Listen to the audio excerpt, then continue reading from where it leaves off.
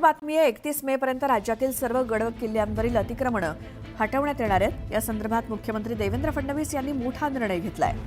गड किल्ल्यांवरील अतिक्रमणाबाबत मुख्यमंत्री देवेंद्र फडणवीसांनी आक्रमक पवित्रा घेतलाय आणि ही अतिक्रमणे हटवण्यासाठी सर्व जिल्हाधिकाऱ्यांच्या अध्यक्षतेखाली एक समिती गठीत करण्यात आली आहे आणि 31 जानेवारीपर्यंत सरकारनं जिल्हाधिकाऱ्यांकडून अतिक्रमणांची यादी मागवली आहे. तर 1 फेब्रुवारी ते 31 मे या काळात टप्प्याटप्प्यानं ही अतिक्रमणे हटवण्याचे आदेश देण्यात आलेत.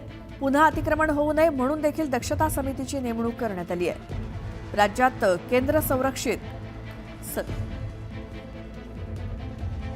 47 किल्ले आहेत आणि राज्य संरक्षित 62 किल्ले आहेत. या किल्ल्यांच्या संरक्षणासाठी आता 11 सदस्यीय समिती गठीत करण्यात आली आहे.